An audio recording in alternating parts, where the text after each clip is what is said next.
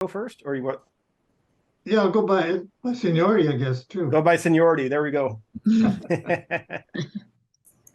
My name is Armando Rendon. I'm a founder editor of the Somos, Escrito Literary Foundation, which is actually what runs our online magazine, Somos, Escrito magazine, I started in late 2009, and around 2016 or so, I hooked up with uh,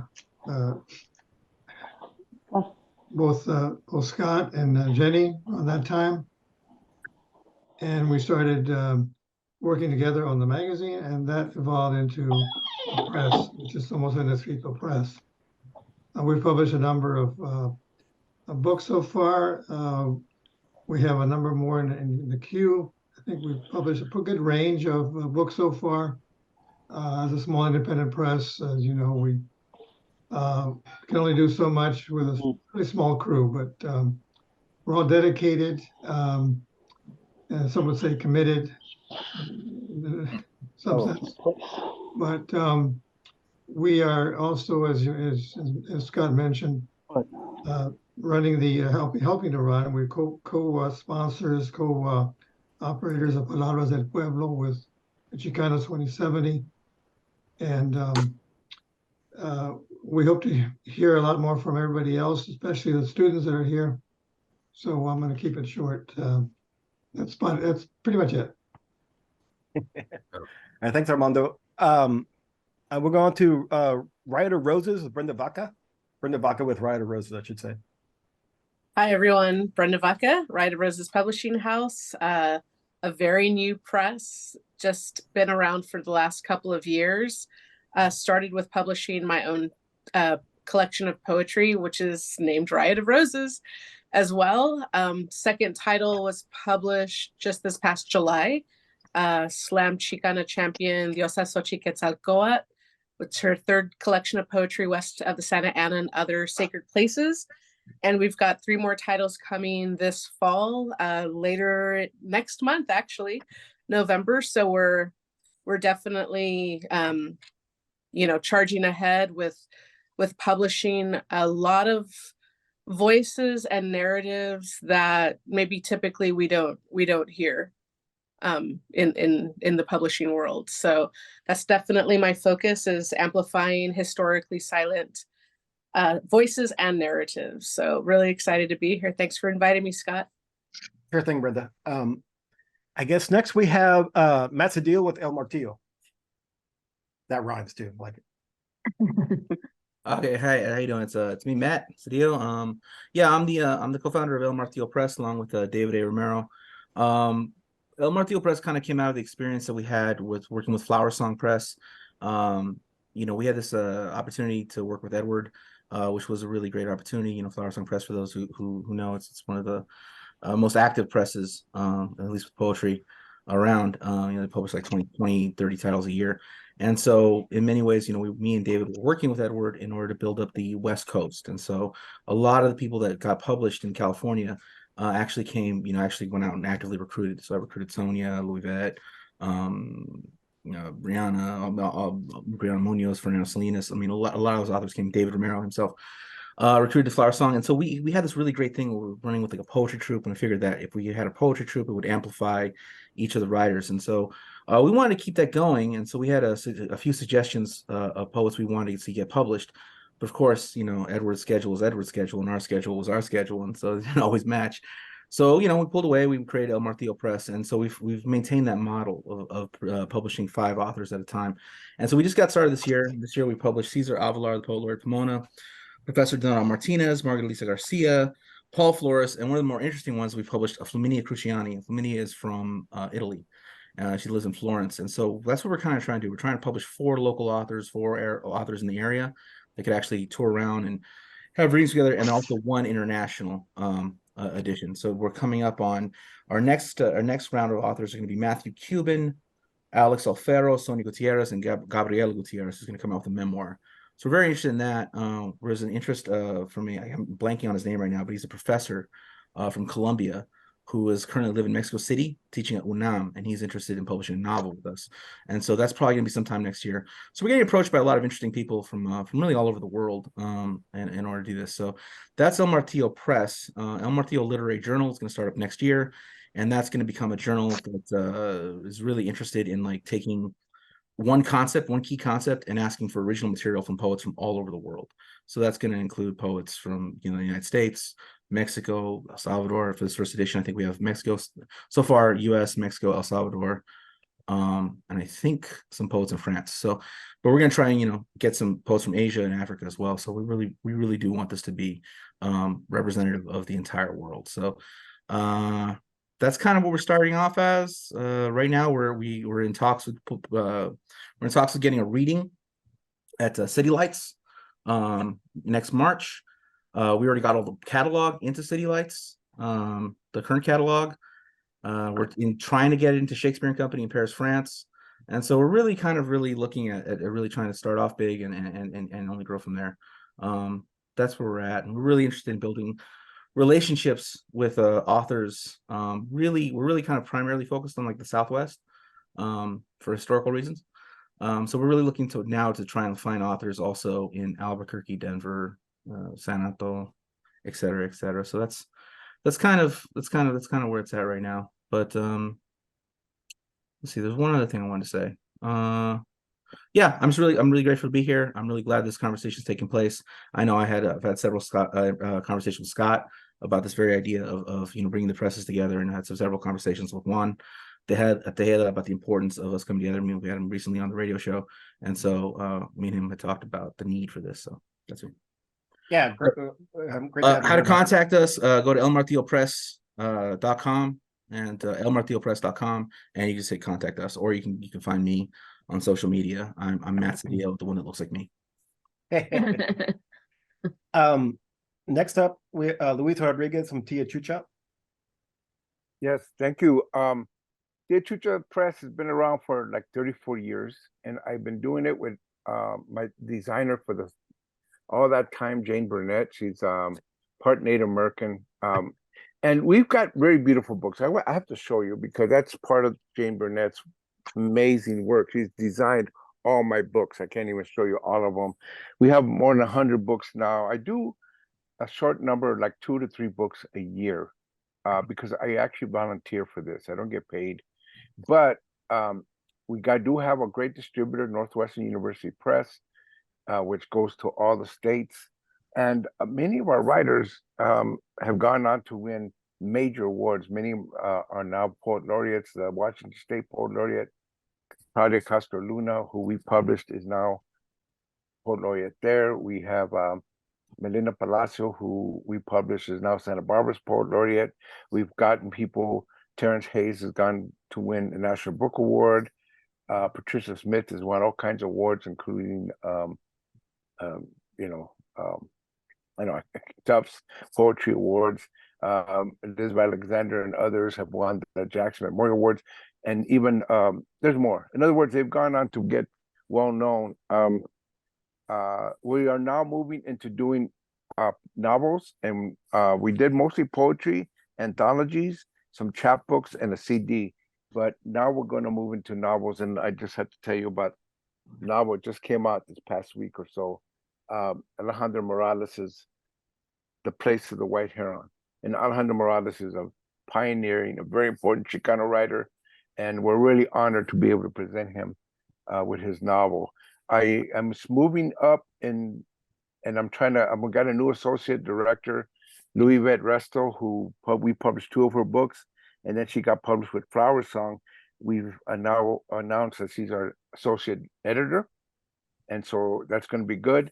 We're going to move into maybe 6 books a year, and I'm working on making sure we have enough money to pay for a full-time editor.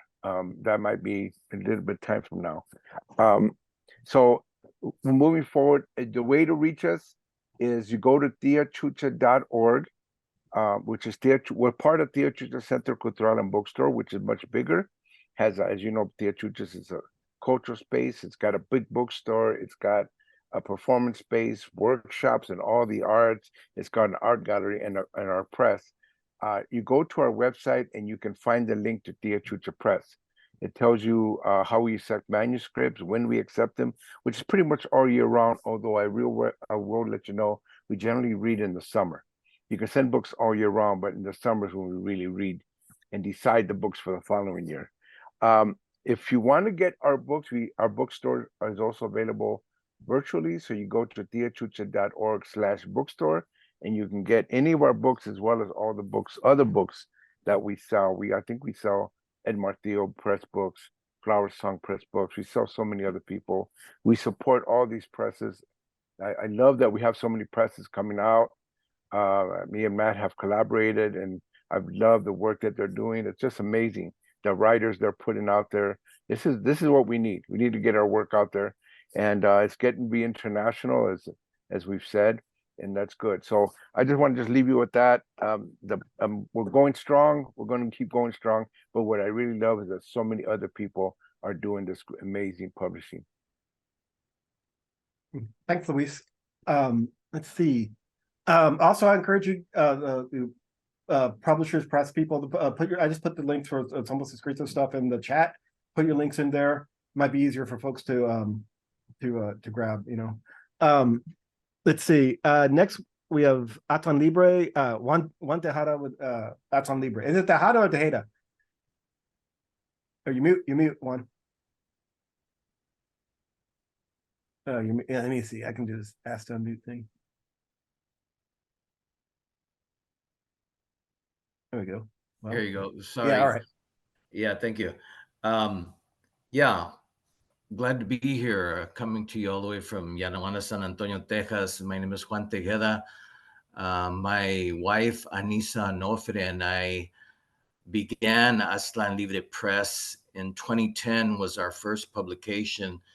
In fact, it was Alurista's 10th book of poetry, Tuna Luna, that we published. It was our first publication. Since then, we've published 15 books, 7 Chicanx art note cards with envelopes, and our t-shirts, the Aztlan Libre Press official t-shirt. We're a small independent press based here out of Yanaguana, San Antonio. We started it out, we were both working full-time back in 2010. I've since retired since 2016 as an educator from Palo Alto College here in San Antonio. And I'm a musician, and we're parents. So we were doing Aztlan Libre Press as a labor of love, like most presses are, right? Not getting paid, still don't get paid. And we put up all of our money, at least to get, to publish the books and distribute them and promote them. And as we make sales, and as we've made sales over the last 13 years that we've been in existence, we just put it back into the press, and that's kind of like the feeder for the future publications. We are dedicated to publishing and promoting indigenous Chicanx literature and art, primarily, though we have published a great poet, Filipina poet, Barbara Jane Raiz. We at first wanted to do kind of like a chapbook series. We started doing chapbooks, but we still like the concept of chapbooks. We learned early on, we were accepting manuscripts, and we just got deluged with manuscripts. We got so many manuscripts, and a lot of good ones that we couldn't even keep up, right? We couldn't even read them all. That was in 2010, right? 2011, 2012. We initially published like 2 or 3 books a year, and we soon found out that we didn't want to kill ourselves. We were still working part-time, right, on the press, and working full-time. And again, I'm a musician, and I was developing the Mexican-American Studies program at Palo Alto College and doing all kinds of stuff there. And so we decided relatively early on that Aztlan Libre Press was only going to publish 1 book a year. maybe even one book every other year, but we've been averaging like one book a year so that we could give that book and that author some time and attention and promotion and distribution, and submitting them for awards, giving them, a little bit of love and attention. So it's a different model, I think, than some of the other presses. I know that, for instance, Bryce Milligan, who when he ran Wings Press out of here of San Antonio for many, many years, there were some years that he was publishing 20 and 25 books a year. And I think that Flower Song Press is doing something like that now. And that's just too much unless you really have a good staff. And I know Edward Vidaure, with a publisher of Flower Song Press, tremendous energy. And I mean, I love what they're doing. I love that they're able to publish so many authors. It's very necessary. We have a lot of good writers that deserve to be publishers. That deserve to be published. And of course, the big 5 or 6 out of New York are doing very little indigenous, Chicano, Latino books. The university presses are there on the side, depending.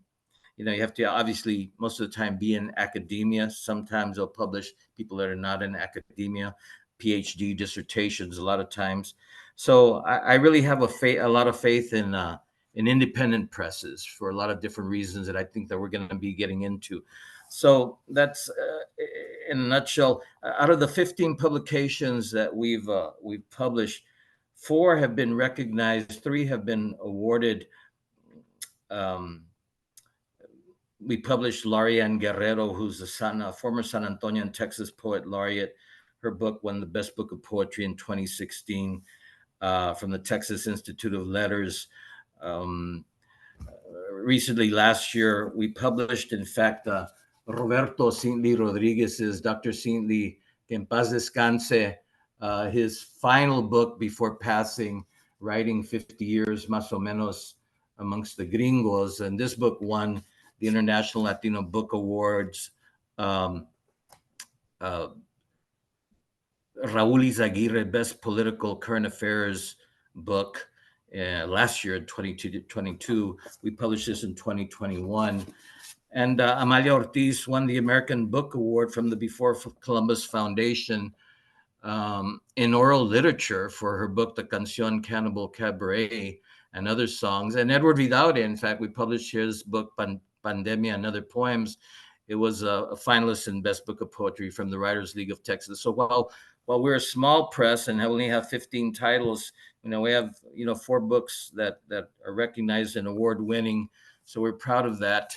And I'm sure we'll get into different subjects. Our latest book is La Quinta Soledad. I don't know if you can see this. There's a little glare here. By award-winning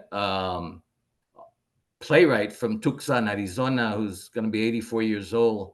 Her first and only novel, 617 pages here, called La Quinta Soledad. And we're really pleased with this book, the way it's doing right now. And it's some people have called it a masterpiece. So ahí poniendo nuestro grano de arena for the publishing world and amplifying our voices that are so necessary. All right. Thank you, Juan. Thank you. Next, before we get to Carlos Cumpian here, I want to say he's contributed in helping develop Palabras del Pueblo a lot, so we owe him a debt of gratitude as for those who enjoy this space. So thank you, Carlos. But he's with Marta Blaso, and I'll let him tell about the press. You muted, Carlos. Oh, there you go. Yeah. Okay. Hey, I really have to appreciate what Juan just covered. A lot of territory, and I'm a San Antonio native, but I've been a Chicagoan for most of my life now.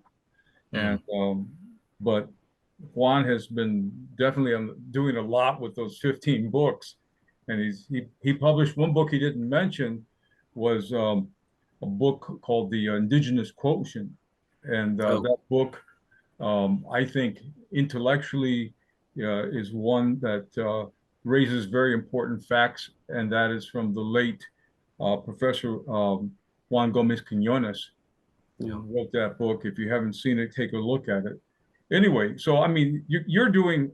I just want to say, Tejeda and his wife are doing not just poetry. They're Yeah. doing some. They're doing a whole variety of stuff. So I think that makes it a really interesting press. Whereas my press, March Abrazo Press, we started out in 1982 publishing chapbooks, and our most famous chapbook is Emergency Tacos. And and why is it our most famous chapbook? Well, because someone by the name of Sandra Cisneros is in it, and it was like one of her few chapbook things she jumped into. Anyway, we started in '82 as an extension of the organization Movimiento Artístico Chicano, a not-for-profit organization here in Chicago that had a lot of emphasis on the visual arts. We had a journal called Abrazo magazine. We did a few issues, and then we realized there was a crying need to have access to write poems and commentaries and such. So I worked with William Wanderson, Bill Wanderson, a Native American from California originally. Well, he was from Nuevo Mexico and California. He was in Chicago for a number of years before moving back to work at UCLA. But he helped establish our press. And so the two of us launched it. We did a series of chapbooks. We did a one in particular book that kind of put us on the map. And that book was U.S. Latino Literature, an essay and annotated bibliography, which examined all kinds of writing, whether it was some children's writing. At the time, there wasn't a lot being documented. This came out in 1990. It went into, of course, novels, short stories, and poems. So we covered a lot in that particular book that was written by Professor Mark Zimmerman. And I think that sort of got us into the, hey, you guys are serious department. So yeah, we did that. But in terms of writing poetry, and which is our main focus, we look at writers from the Midwest and the Great Lakes primarily. By the way, just as a footnote, Luis Rodriguez started his press in Chicago. Tia Chucha Press was launched in Chicago. Que no, Jesus. I mean, Luis, he knows. Okay, right. So, and I love what Luis said. Something about living in Chicago helped him get his writing together because the sky hangs so low. How did you say it, Luis? The sky is so low, and you have to it's not like sunny California where, hey, everybody, let's go to the beach right now, run out to the park and have some fun. No, Chicago is like got those low-hanging clouds, and you can park your butt down on a table and save yourself whatever the elements are dishing out, and you can work on your writing. Luis is saying, I think yes. So we do have some new writing. We published a lot of different books. I just want to show you the cover of our book right now, which is Coyote's Song, the collected work of Carlos Cortez Coyocuicat. And this is his collected poetry and selected art. And it has been selling vigorously. The man passed away. Our brother Cortez passed away in 2005. And we have been keeping his memory up front and out there for people to look at and consider his work. If you have not discovered Carlos Cortez, I want to tell you, ladies and gentlemen, damas y caballeros, compañeros, that Carlos Cortez was possibly, in terms of Chicano poetry, he definitely was one of the early pioneers. And he wrote poems and was being published in the late 50s and 60s. So just want to put that out there. And writing poems that addressed very poignant and political issues. Our latest book is in collaboration. I mentioned the name Mr. Zimmerman, Mark Zimmerman, Professor Zimmerman, and we do have a book out for the Mexican and Chicano literature in Chicago. He says that we should have called it The Rise Thereof. It is a big book. There it is.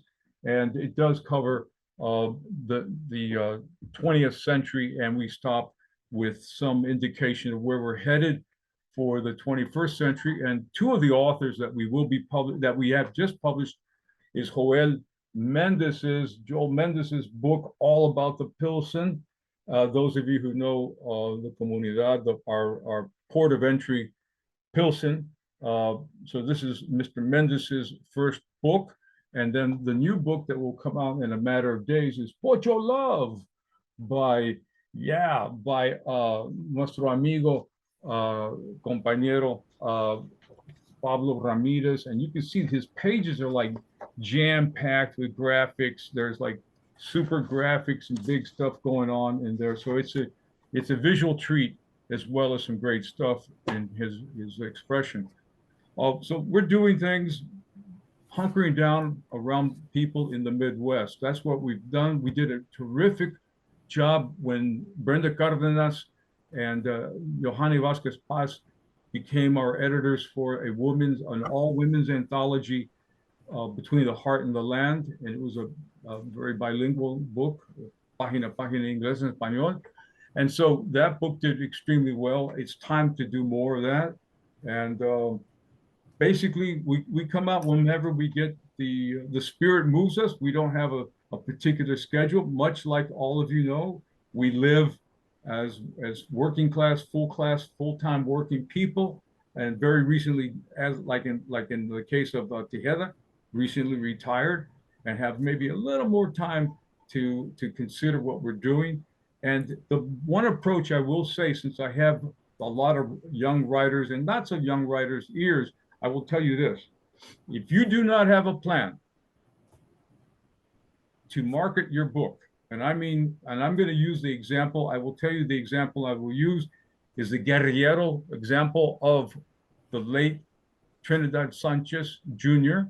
from Pontiac, Michigan, Detroit, who he did 6 printings rather, and 2 editions, but 6 printings of his book. We worked getting that out there, but the man, without any academic connections, without being part of any university, he had the courage to go everywhere with his stuff and go to places where you did not think there would be an audience for poetry, where ice houses, pool halls, churches, basements, he showed up and he was there, and he would say, his lead-in would be, "Can I read you a poem about food, about comida mexicana?" And people said, "Well, sure, I like a taco. What do you got?" And then he would read a poem, and one thing would lead to another. And the man sold thousands of books, okay? But I'm saying, if you don't have a plan, don't complain to your publisher that you're not selling, okay? I will just say that right now. All right. I'm done. Thank you, Scott. Thank you for listening, y'all. And I'll take questions. Thank you, Carlos. All right. It's a good time to mention also our Palabras del Pueblo official mediator is Carlos Cumpian. So don't be frightened. If you have a problem, please contact him. Yeah, if the teacher's dissing you, let me know, because we in Chicago, we have hitmen that like to go places and talk to people. All right. All right. We got it for okay. Finally, last but not least, we have Elizabeth Jimenez Montelongo from Raiz. Hi everyone. Thank you, Hello. Scott. So Raiz magazine has been around since 2021, and it started out from a project I did providing poetry workshops via Zoom, and eventually that led into the first issue of Raiz magazine, which is a literary journal that publishes poetry and visual art.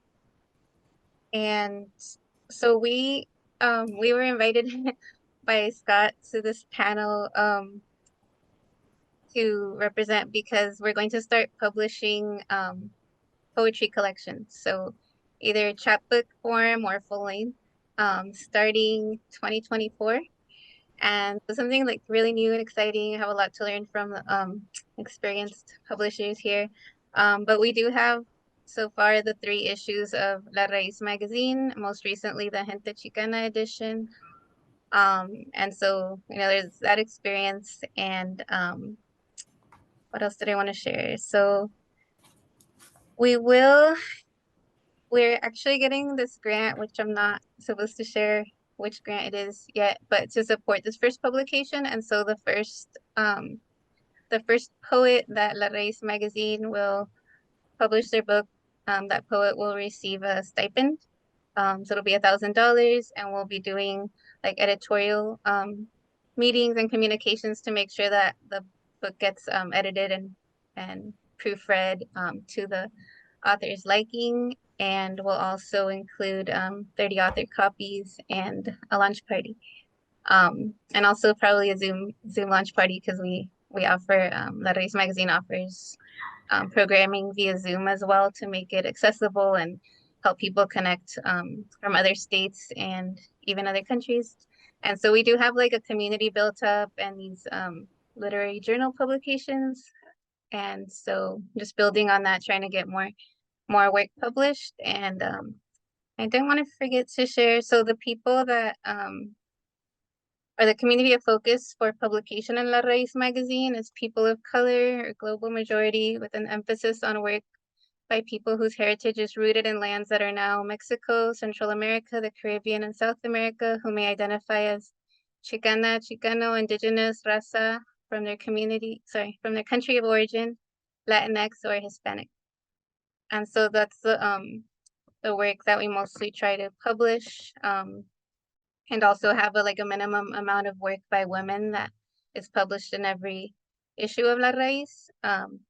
So for our book publication, we're also gonna keep that in mind, because that's the communities that we want to represent, and also serve the communities that will be reading these books, and hearing from the poets that we publish.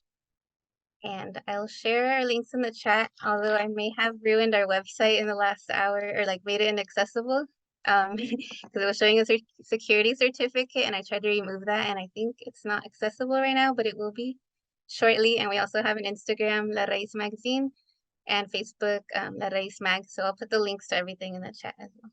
Thank you. Thanks, Elizabeth. And and follow everyone on social media and everything. It's important to see what's out there and what's going on. And but I think so it's been a bit. So I'll ask a question, and then I'll open it up for all the students here, because I know everyone is looking, they're bristling.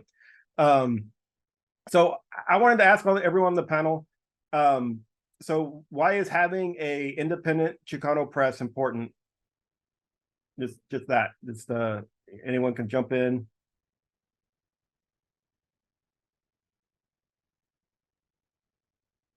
On the panel, I think it's important because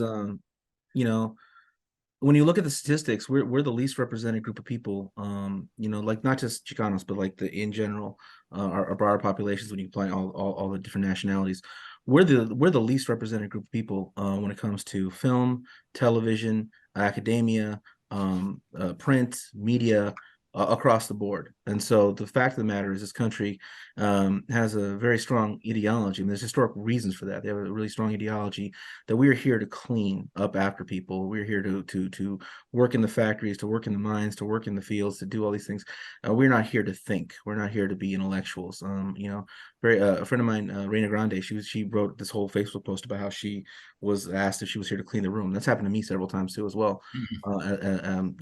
Speaking at universities. So I mean, we have these experiences all the time, and so it's very important for us to own the ability to make these final editorial decisions, because even when we are able to navigate into the world, the broader world, there's all kinds of just wild constrictions they try to put on us. I have some experience with that, but Luis, he's been successful at a different level, so he's had way more experience with this, and those are his stories to tell. But he could tell you some stories about dealing with people in Hollywood and dealing with people trying to do certain things and how they want to change up his stories and stuff like that. So it's really absolutely absurd. So I think it's very important for us to develop that. I remember when the whole Dignidad Literaria thing was going on, I had a chance to talk to Roberto Lovato, and I said, it's really good that you're pushing for the Big Five to be more inclusive. But what's even more important right now, we have everyone's attention, is to really push forward the presses that we have, the networks that we have, the presses, the venues, and the particular artists. and create like a larger network. And now that there's all this energy, there's all this anger, all this uprising about this American Dirt Book, that we should really rechannel that into creating these networks, and that we can really do. Because in reality, all these bigger places have are just people on a phone writing emails. And so if we all know each other, we all have these Rolodexes, we can like communicate. I mean, I'm looking at this panel, and it's a beautiful thing, but I've read with Carlos in Chicago. I've read with Luis in Havana and Mexico City.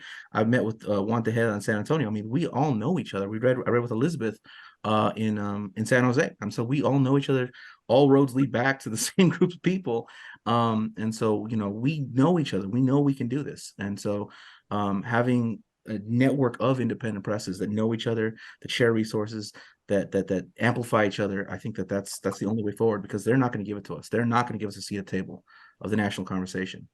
And so I think, you know, I mean, if I can jump in, I mean, with this, our cooperation is the only thing that's going to amplify us. I honestly think, you know, I mean, is between our presses and between the writers and between our audience, you know, I mean, that's, you guys, I don't want to go, you guys saw my presentation. So, I mean, you know what I think, you know, I don't think we need more, white story, you know, try to stories for white people. That's basically what they really want. But what do you other panelists think? You don't want to hear what I think. Well, let me just add, because I've been fortunate enough to get published by the Big Five.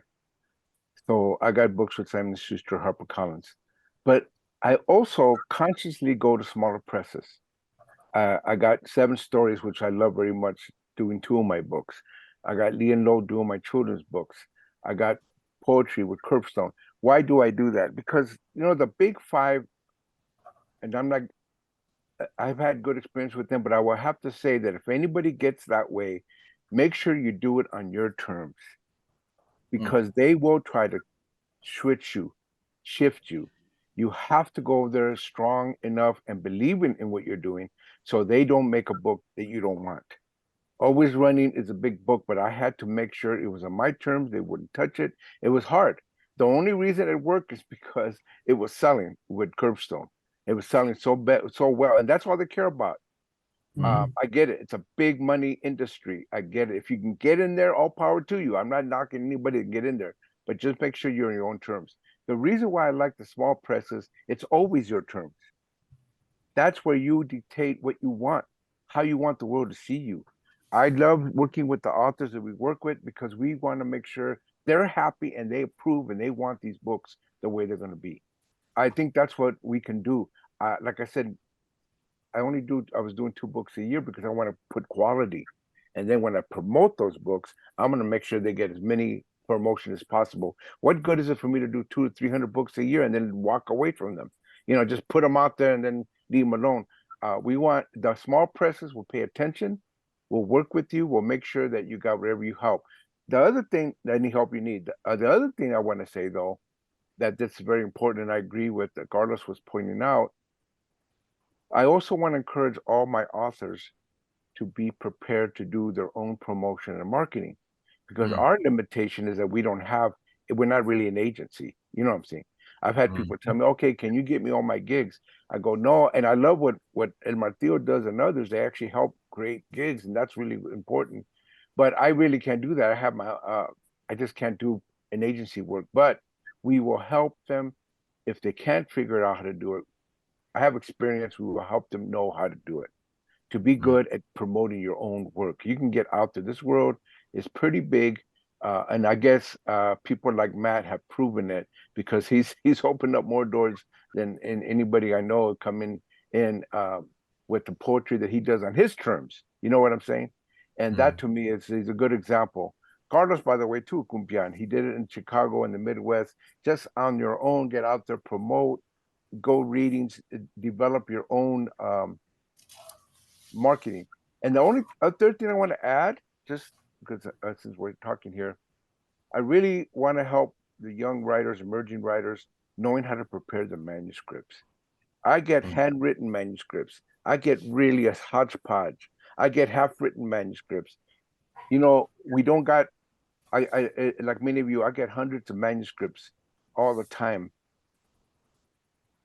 To get my attention, you have to be at least clean in your manuscripts. Make sure that there's a coherent whole to them. Make sure there's the best poems, no fillers. It's not like CDs where you one or two songs are good and the rest of them are junk. You know, you can't. Every poem has to work for you. You know what I'm saying? And you got to make sure that you have a manuscript with a good title that ties things in.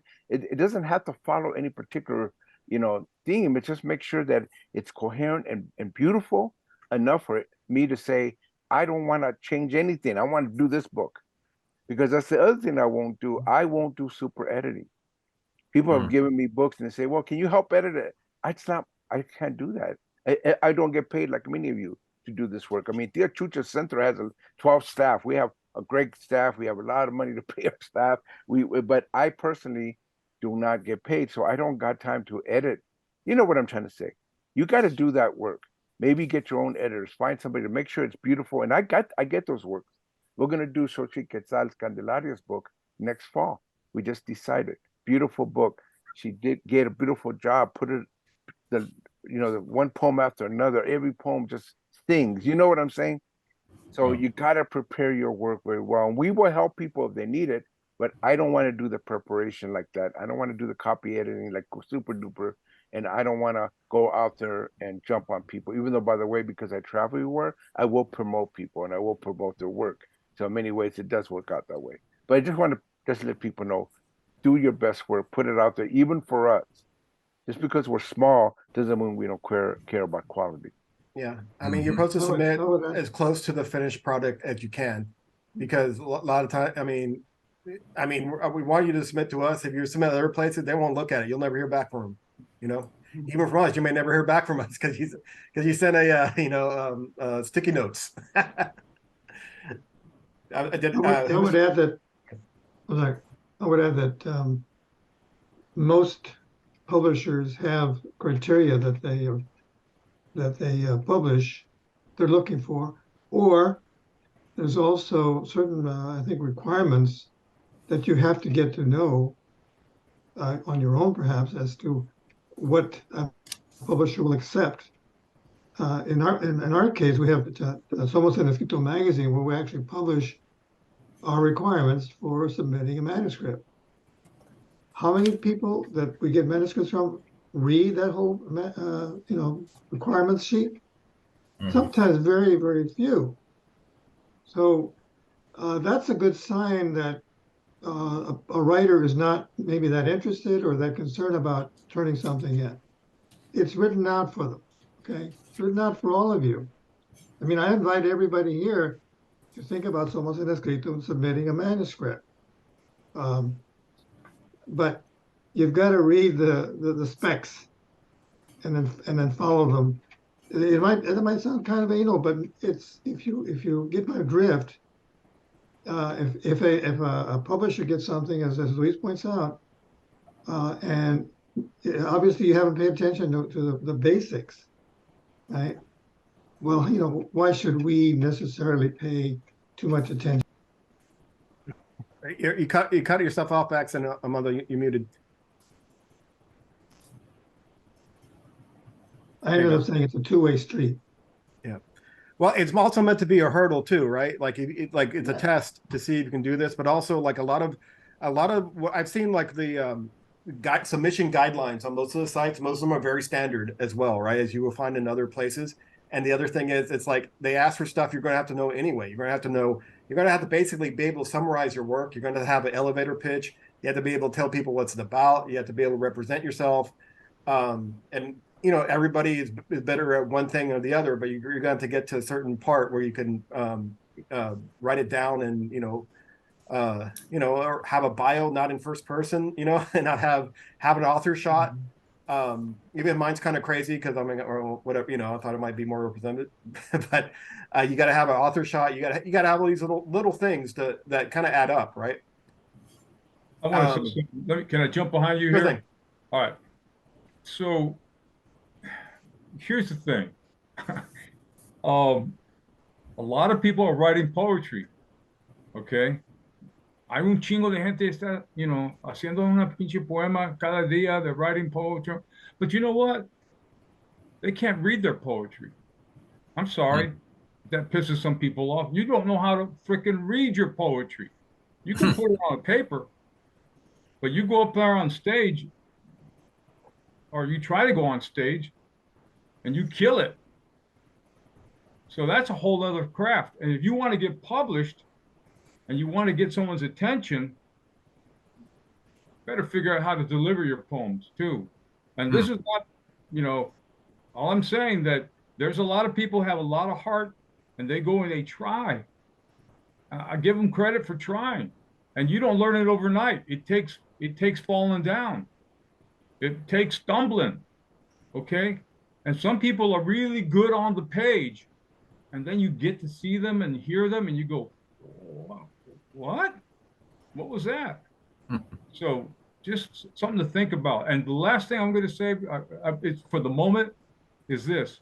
If you're going to write poetry, Chicano, Indígena poetry, you know, raza poetry, whatever you want to call it, and you're not reading our people, then you're full of, you know what. Yeah, exactly. Okay, I'm just saying.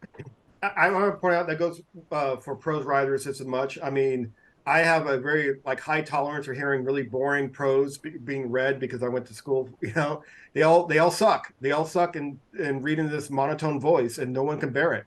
Why would I want to buy your book? You know, if I'm not a writer, if I'm not whatever, and I'm sitting there and it's unbearable to hear, you know, so you gotta practice reading. You know, it's difficult. I have a bit of a speech impediment for myself, but you got to get over it. You got to be able to read a little bit. You got to be able to find pacing and, you know, listen to the poets.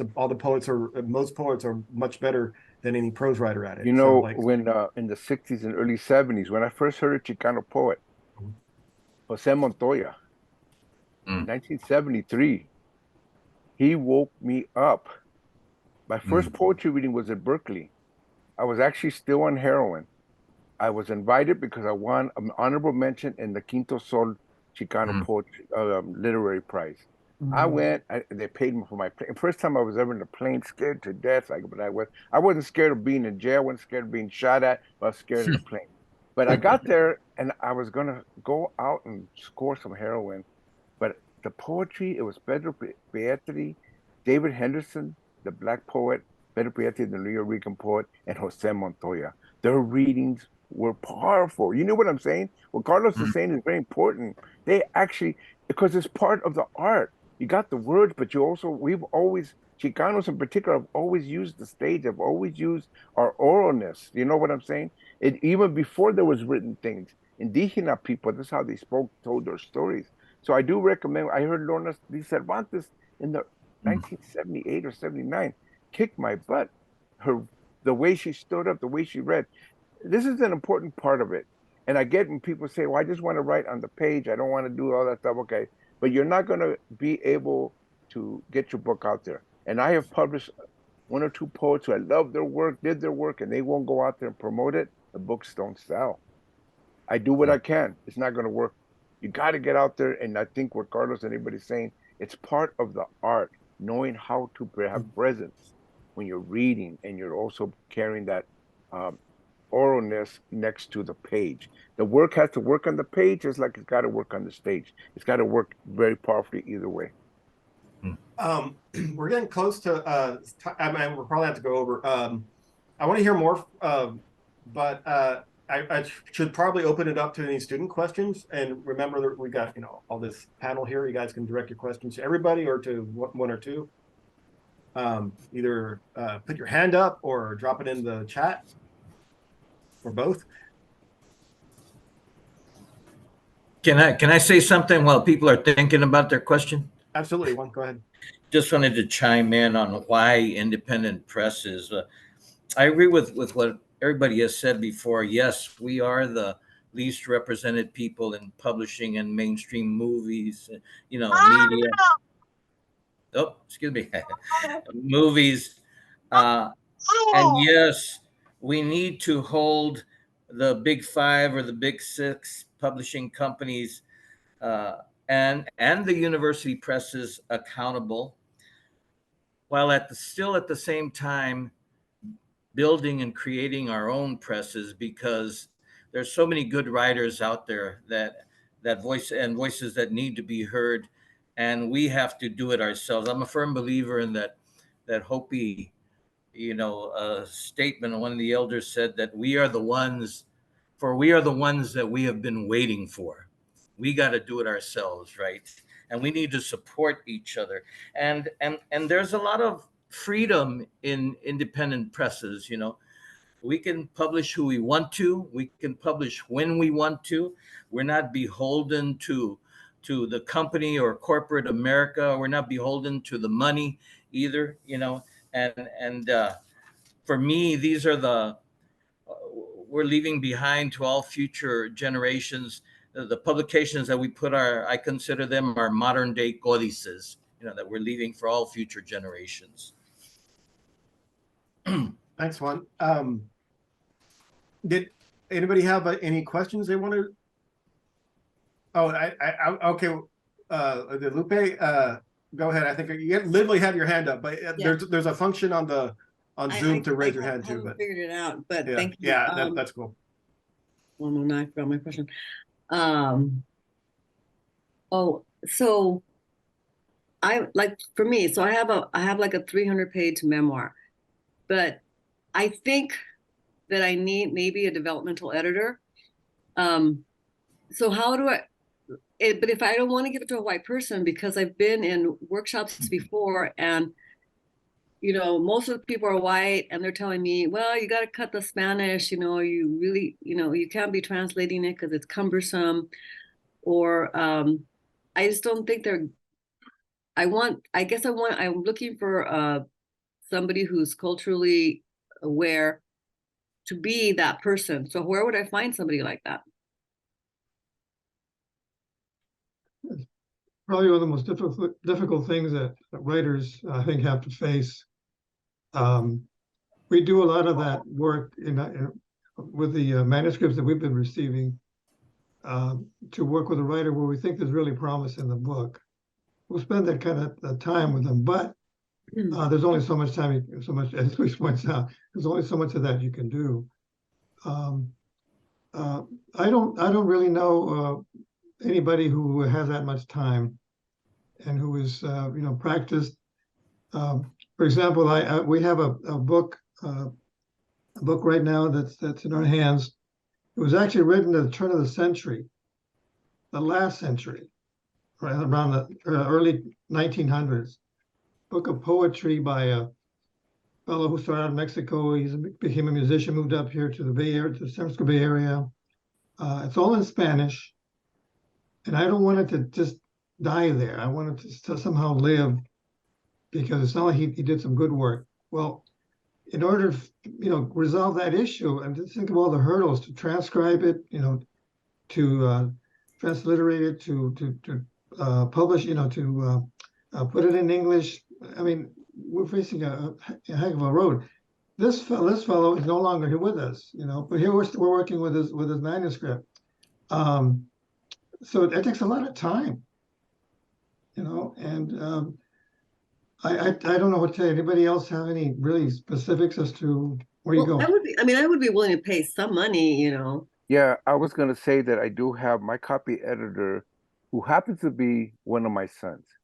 But I will have to tell you, and I'm not lying, and I'm not because he's my son. He's the best copy editor I've ever had. He graduated from UCLA. He will do for $40 an hour. He's open to doing that. There's people that can do that. You can find people like that. I'm not sure how busy he is. If you want to, I'm putting this in the chat now. You just chat me, and I'll talk to him about if he can help. But he does get paid to do this. He's very good, but let me put it in the chat, and I'll get it out to you guys. If I could jump in, I want to say for compañera Lou, who just raised that issue about her memoir, and debe que saber, mira, there's Inglés and Español, right, Lou? You're using both languages? I'm Lupe. You're using both languages, right? Just in the dialogue, yeah. Okay, but here's one of the answers to why we have the Chicano, Latino, whatever literature that we're doing, is because the Spanish departments say, well, you guys don't have enough Spanish to make this a Spanish book. And the English departments have said, hey, you know what? There's a little bit too much damn Spanish in this collection here. Well, I don't know if we're really going to run with that. And you've had that. That was something that has happened in the past. I don't know if that's changing, how much that's changing, but in some places, especially with poetry, though, some people are not sensitive to that we go between two languages. And Lou, the question is, finding someone who can do the copy editing is you're going to have to maybe advertise somewhere for that and see what you get and look at their credentials and take it from there. But obviously you're fortunate Luis Rodriguez is here and he says he can maybe give you a link. Well, then that's great. Suerte con su trabajo. Yeah, it looks, thanks everyone. It looks like we got a question from Ian Rodriguez next. Hi, So Ian. could I comment on the previous question by Lou? Oh, go ahead. Yeah. It's really quick. Sure. I just wanted to say, so I understand like the problem with copy editing in English and Spanish and publishers that maybe don't have the time or capacity to do all that. But I think it would be great if like presses that are here and for like you know, as representing La Raiz magazine, I would like to do this, like gather you know, like resources and like people that can like fill those gaps where like we need copy editors, we need people that are willing to like be readers for work that's in and also in Spanish or Spanglish. And I did want to mention like the book that La Raiz magazine is going to publish, or probably gonna make it a press, like La Raiz press, but since we mostly publish Spanish, English, and Spanglish, the book is also going to be open to that. So if you have like bilingual manuscripts, as long as like about 50% is in English, or the poems are like, you know, like Spanglish, but like maybe 50% kind of English somewhere overall, or within the poem, so that most people in the United States can access it, then we'd be able to publish that as well. No, thank you. Go ahead, Ian. Whoops. Sorry, I meant to mute myself and you hit the screen swept. Are you unmuted now? I am. Okay. Thanks, Todd. I just want to say appreciate all the publishers' time here tonight and enjoying listening and learning from everyone. Just had a quick question. I'm going to phrase it in narrative form. So if I have $10,000 to spend on my work, and some people have much more than that, and I can hire a cover artist, I can hire a marketer, copy editor, development editor, I can hire all those people to polish my product because money talks. How about I just self-publish? I don't mean to be rude, but why would I want to, if I'm doing a lot of that work, why would I want to go with independent press if I can put that kind of money and time into my work? Or maybe I'm just wondering what I would get from putting the imprint on if I'm doing the work. I can't argue with if you got this going on yourself, but one thing about the Atucha Press is we don't ask anybody to pay to get published with us. So if we love your work, we're going to publish it, we'll do it. We'll do it ourselves and we'll promote it and we'll push it. But the development editorial stuff does require payment. So if you got money to get a good editor, to get a good development editor, to get somebody to help you with your work, I would say put that there. Don't put it in a press necessarily. I'm not saying some presses don't want you to pay. We don't do that. If we accept you, we pay for everything and we'll give you royalties. Okay, but that's what we do, just so you know. That's why I don't do the copy and development, but there are people that do that and they should get paid. Yeah, Ian, what I would say is it's a case-by-case scenario. You should talk to whoever might be interested in publishing you and find out what they will offer you. I mean, because in many cases, if someone's just telling you, well, you're gonna have to do all the work yourself, we're basically just going to typeset it and maybe do some cover art for you. And then like, if you get your own blurbs and we'll put them on the back for you, then maybe you are better off self-publishing. But if you find somebody that's actually going to do some work for you and that has some contacts that you might not have, you know, for instance, it's El Martillo Press, right? And so, you know, we know probably about 15 different bookstores that we can set up readings for. We can snap our fingers and make it happen in the city in LA. we have a good relationship with City Lights, which is a lot of people's dreams to get in there, right? So like, you know, I have the email of the marketing director of City Lights. I mean, do you have the marketing director? You have the email of the marketing director at City Lights? Probably not, right? I'm working right now to put together an anthology with Homeboy Industries. Are you working right now to put together with Homeboy Industries? These are things that you can become part of, right? And so that's something that, like with El Martillo Press, you might get. It's another press you might not. So like, you know, you need to find out case by case what publishers are willing to do for you. But in some cases, it might be better to self-publish than it would be better to self-publish if you have the resources than to work with a press that's not going to do anything for you. I absolutely agree with that. But if you can find a press that's interested in your work, that believes in your work, and has a reputation with these things, you have to understand, like Harvard doesn't exist. I mean, there's a person named Jack at a phone that someone else can call and get you a booking at Harvard. Do you know what I mean? The City Lights doesn't exist. There's somebody there in an office that answers the phone, and they will take this phone call from this person. Like, places don't really exist. Networks exist. People exist. People's reputations exist. Rolodexes exist. And if you can find a press that's going to do something for you, and even if it's an independent press, if they know these people that can open these doors, then that's worth going. If they don't, then no, by all means, you should self-publish. But what you really want to do is find someone that believes in you and also has resources that you don't currently have. Oh, And you got to have hustle. So Ian, where are you in the world? Location-wise? North Vancouver, BC. Okay, so you're obviously not in the thick of Latinidad, you know, cultural stuff, and I have no idea what your thematic concerns are. But let's say for a moment you are writing to our pueblo, our people. And so you're going to have to spend your money on something called transportation, right? And like Matt Sedillo, you're going to have to figure out how to put your thumb out there and travel across the planet. And I don't know, you know, how some people do it, but, you know, my press, we're pretty much local. When I say local, we're Great Lakes. You know, we're Indiana, we're Wisconsin, we're Michigan, we're Illinois. Illinois is a big, long-ass state. We're Iowa, you know, maybe Minnesota, a vez en cuando. But, you know, we're like Midwest. And did I forget Ohio? Yeah, there's a reason to forget Ohio. But anyway, we basically are Midwestern people, and we do it right in here. But we sure love us from Texas. We go down, get down there once in a while. yeah. But yeah, and I know Luis and Matt have played host to our brother Mark Zimmerman, and he's come out and been in Califas. So anyway, that's the other thing. You know, if you have that money though, you're gonna have to spend it probably on transport, and then and you'll, if you get a certain type of press. Anyway, I'll stop. Now we have Yeah, oh, go ahead.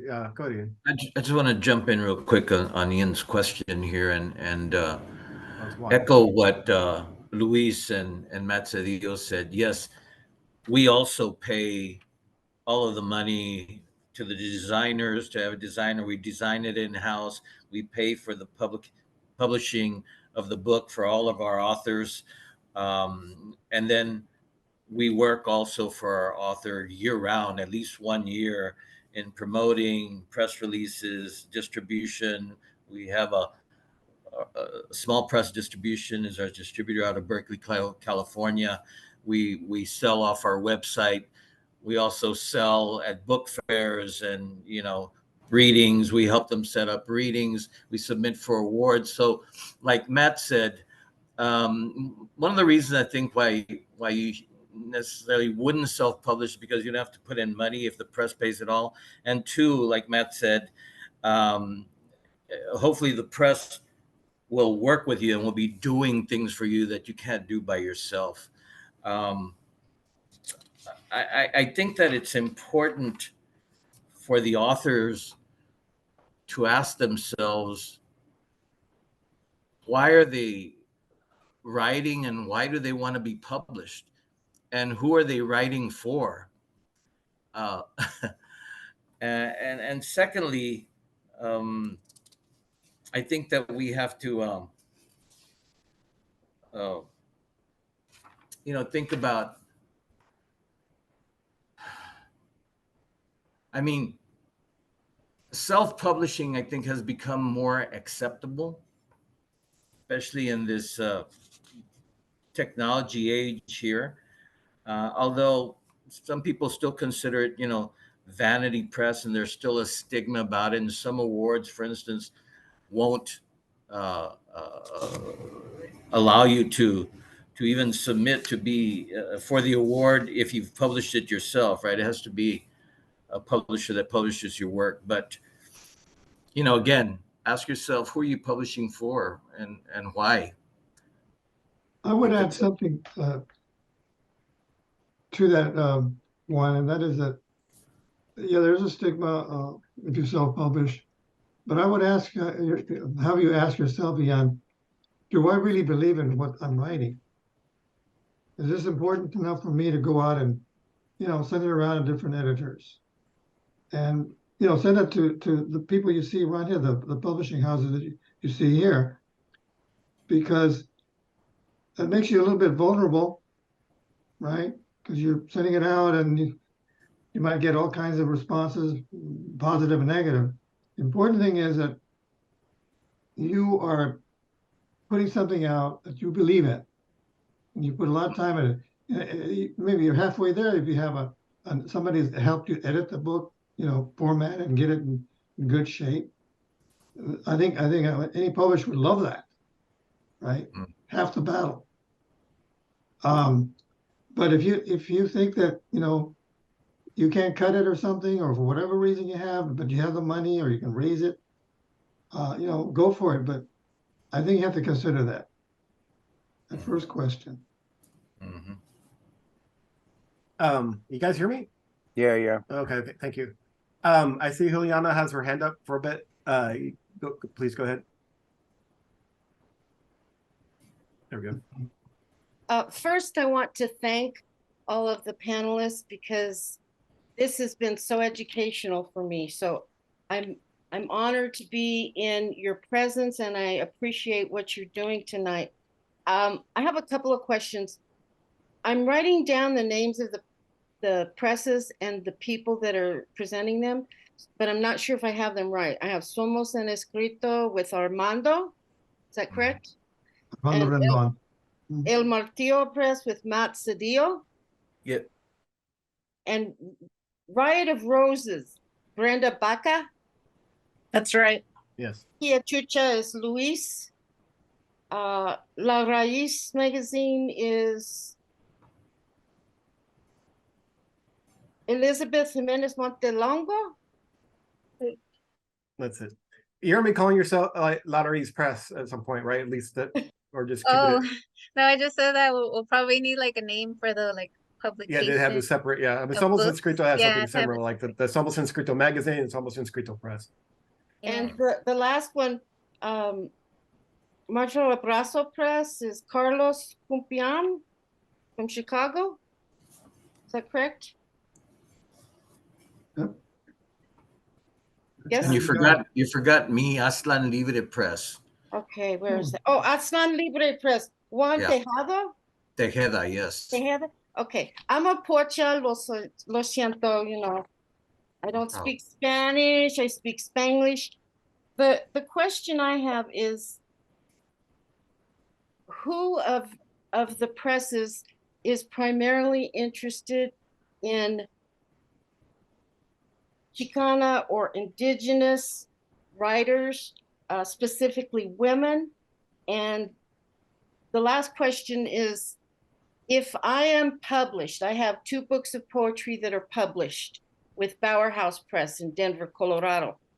Does that give me an advantage when you see my manuscript? Does that have any sway with saying, well, she's already been published, let's give her a chance? That's for anyone. Thank you. I might say, I mean, that looks good. I mean, that you have books out and like how, the process, have we heard of you too? Like, have we heard of your work? We can take a look and see and look at it for ourselves. I mean, a lot of times publishers look into a lot of your background and what you did to actually promote it as well, how those books did. I might say quickly, I mean, we're open to quite a lot of things: poetry, novels, short stories, anthologies. We have a anthology coming out called Somos, Chicanos next year. So yeah, I mean, like I think all these presses are open to Indigenous women writers. I mean, I invited them. You know, Absolutely. Yeah, every one of them. Yeah. So yeah, I think we're all open to that. Yeah. And the other thing I want to add is the reason why it helps to have publications already published and maybe magazines, it shows you've done the work. It shows that you're out there promoting yourself and getting your stuff in magazines. I know it's hard. You got to keep sending them, but you send them to a lot of them, but maybe one or two take them. But that's the way it works. So when you have an acknowledgement page in a book, it looks good. My poetry has appeared in blah blah blah blah blah. So I recommend that. It's not the only criteria we use. We use just the work. If you've never been published ever before and your work is amazing, we'll publish you. But it helps to know that you've been out there, you got your work out there, you've been published in this magazine, that magazine, you know what I mean? Maybe you had a book published by somebody else, that's all good too. We know that there's other editors and other people looking at you as well. So it just helps. But again, the work is the most important thing. Make it be the most powerful, passionate work you can do. One other thing I wanted to add is, you see, we all know each other. So like, if you could publish with one of us, like, it's a phone call, like, hey, so-and-so's coming to Chicago. Carlos, can you, so-and-so's coming to LA, Luis, can you, so-and-so's coming to San Antonio. So, I mean, that's another advantage to be published. I'll chime in. This is Brenda with Riot of Roses. So definitely have a preferential option for radical feminist writers in my press. And I'll say it that way. There's not so much representation of Chicanx, Chicana specifically publishers. So for me, it's important to take up space and publish writers that want to take up that kind of space. So the writers that we're publishing, and we're very new. So I feel like I'm taking in the wisdom of all these publishers as well with decades of experience, because I'm just like at the feet right now, along with many of you students. So I do want to add that the voices that we're publishing currently are, again, radical feminists or gender non-conforming voices. So for me, it's really important, again, to lift up those voices that have been silenced, that are very talented, and there hasn't been space, to publish them for a variety of political reasons. People that have been published more than once, I think that's probably, it could be good or bad. Like one, maybe someone set in their ways, like every experience has to be the same, which isn't true. But for me, in my experience of the one writer that we've published that has 2 books under her belt, like she gave me the cleanest manuscript. And I was like, oh my gosh, this writer has just made my life so much easier, right? Versus like folks that are just totally new, green. And I was that person once upon a time too, where there's a lot of work or tweaking that needs to be done, even though those voices are so powerful. But yeah, providing a clean manuscript for someone that has the chops already, that has been going through the publishing experience more than once, for me as a publisher, that's a dream come true. Like I'm going to be like, oh yes, this is just like, it's just smooth sailing, right? In terms of getting the manuscript together. But yeah, radical feminist voices, definitely all about that. Thank you. I want to mention, like if you see any event that we put on and there's a bunch of dudes, it's not that I just wanted dudes up there. It's I looked very hard for a lot of independent Chicana editors, like, from presses. And now, like, I just, thankfully Raiz is not going to publish books, right? But now, we have 2 here. And, it's important to support us all. I'm not saying don't support the other ones, but also we need to cultivate these presses as well and read their books and buy the books and help each other, because it's like, I mean, that went from me earlier in the year looking and finding, very few to having at least, we have some more, right? So we have to help develop these voices. That's what I'm trying to. I'll respond to, since Juliana was asking about like mujeres getting published. And I do, in case I forget, Scott, I have 2 other presses I know of that are run by women or founded by women. So I'll give you that info for the next one. But I was gonna respond. So La Raiz magazine, not mostly, but we do emphasize like publishing work by women in the literary journal. And what else was I gonna say? Oh, you mentioned the indigenous voices. Yes.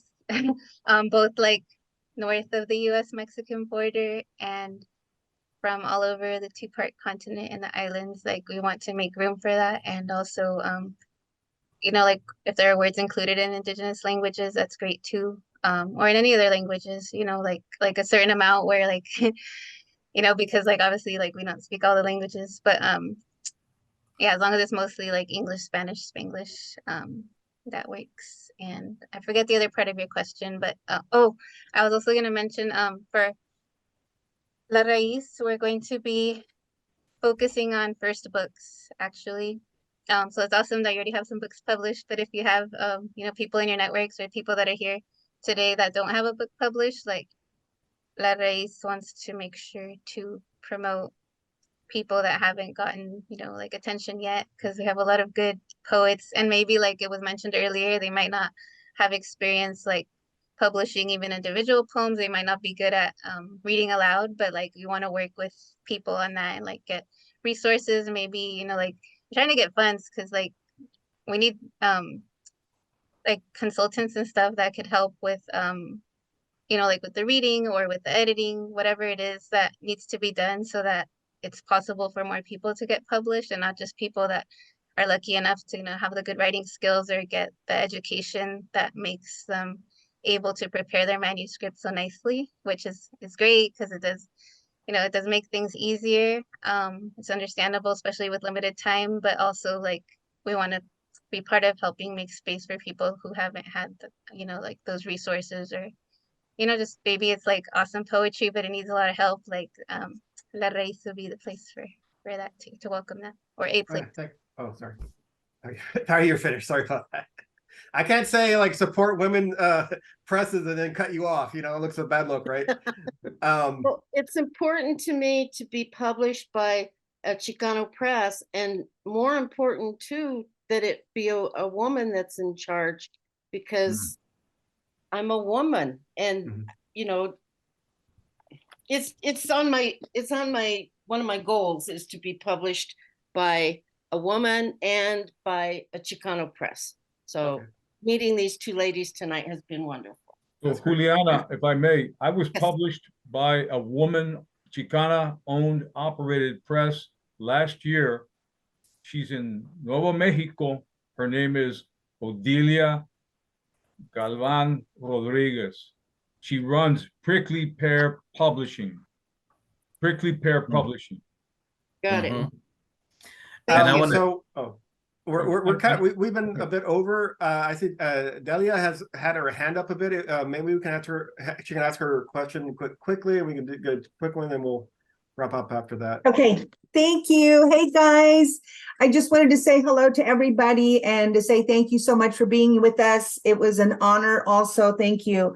You know, it was just a blessing, and we all learned so much. We've all been taking this class together for the past couple of weeks, and it's really been life-changing for all of us, I think. I just wanted to say a couple of things that I had worked with Tony in the Libro Traficante movement, that we drove all the way to Arizona, and we stopped and picked up books from various artists and delivering them to the children that they had actually come into their classrooms and taken all those Spanish books away from them.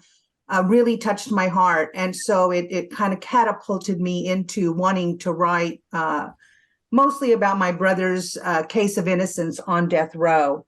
One of the other things that really that touched my heart was working with the Native American tribe in Texas called the Carrizo Come Crudo, and Juan Tejeda. Yes. Okay. So you're standing up, showing us the shirt.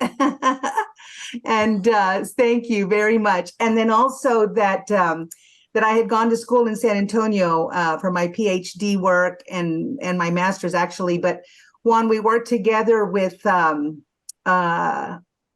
the Guadalupe Cultural Arts Center doing Petras Pecados. Oh, and yeah. Petras Pecado. And Mhm. so I guess my question is, what do you think about writing screenplays? Are you asking me in particular, Yeah, Delia? or anybody?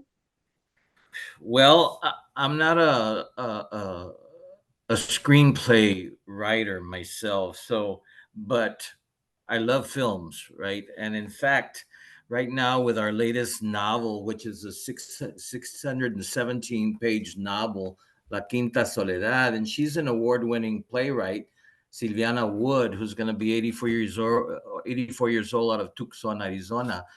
We're trying to get this. We think it would make a perfect film or a series, right, for television. So we're trying to pitch it to different people. We're even trying to get Eva Longoria a copy and so forth. But I think we definitely need to tell our stories, right, in all of the media and series and films and literature, you know, and songs. But I think it's very important that we see ourselves and see our stories represented. So yeah. Yeah. Let me just add that Thank some you. of us are starting our own production companies, Chicano Mhm. production company. So I have one called Barking Rooster Productions. We're working on films. That it's hard. There's big money involved. You got to deal with a lot of crazy madness in there. But I think it's like publishing. Let's get in there. Let's put our work out there. Let's put the best work possible. So there are people out there, by the way, in Hollywood that I know that are Chicano, Chicana, indigenous who are working very hard for our voices. So just so you know, if anybody's interested, Barking Rooster Productions, you can reach it through my email if you're interested. But we're not able to get any scripts or anything now because we're just barely getting the products we are working on getting going. But there are people out there, our gente, trying to get in there. Yeah. All right. Do Thanks. we have one more time? Time for one more question? Everybody okay with that? Sure. We wrap up. If we can be Katya, is it Katya? Do you guys publish memoirs? Well, real quickly, we now doing prose. So I got a fiction book. Memoir is going to be accepted. Essays, short story collections. So we're moving in that direction. And I don't know how long it's going to be. We'll have 6 books a year. Right now, we're still doing two books a year, but we are looking at prose now. There will probably in 2 or 3 years a prose prize, $1,000 to get published. We're working on that. I'm trying to get a donor to give us money to do a prose prize for raza, Chicanx, Latino writers that we can publish. I might put in memoirs can be very tough to market. It can be very tough. I mean, a lot of people, like write them.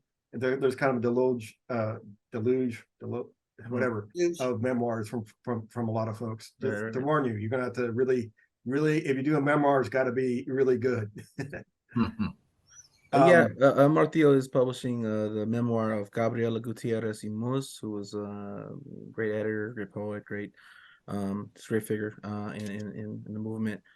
So yeah, we are publishing memoirs, but it's like you kind of already have to be famous. So that's pretty much it. That's what we're doing. Even it's very Before I go, I do want to say something about somebody mentioned Prickly Pear Press. I really want to advocate for Odelia. I mean, Odelia is somebody that was right there with Alarcon as a big part of poets responding to SB 1070.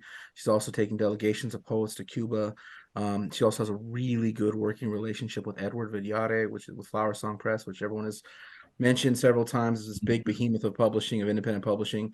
And so I know that Odelia's got a really good relationship with Edward. I know that she kind of does some things with Flower Song and he does something with Prickly Pear. So there's a really good link between those two presses. So if you're looking for some, I would really suggest Prickly Pear that's the place to go. Flower Song's great. They're publishing my book. I would like to, that's always great. I would like to mention just real quickly for Juliana here, when talking about women publishers here in San Antonio, although she's from California, retired Professor Josie Mendez Negrete has Conocimientos Press that are coming on strong with a lot of publications. Rossi Evelyn Lima and her husband are the publishers of Jade Publishing, and Maria Miranda Maloney is the publisher of Mouthfeel Press. We're publishing different, indigenous, Chicano, Latino. So all three of them are doing that too. So I think, there's always been women in publishing throughout, all the way from way back, even with Jovita Idar, back in the early 1900s and newspapers. But now with books also, and especially during the time of the Chicano movement, I think a lot of the presses were run primarily by women, even though sometimes they didn't get the credit. And of course, my wife, Anissa Nofre, is a co-publisher and co-owner of Aztlan Libre Press. I want to mention we have two other women editors on Somos, escrito that aren't here. Well, Jenny's here right now. But with that, I think, we've been over time, so I want to thank everyone that's here, particularly the panel. I thank all you guys for... Question. I'm sorry? I have a burning question. Is it true that if you publish more than 3 articles from your manuscript, that then they don't want to publish your manuscript? Have you heard that? No. Depends where you you're really going. have to depend how big, how much of a portion it is. But for a book, no, not really. I mean, like if you're promoting a book, often like they'll put it in magazines, like they'll encourage you to put it in, like little excerpts everywhere.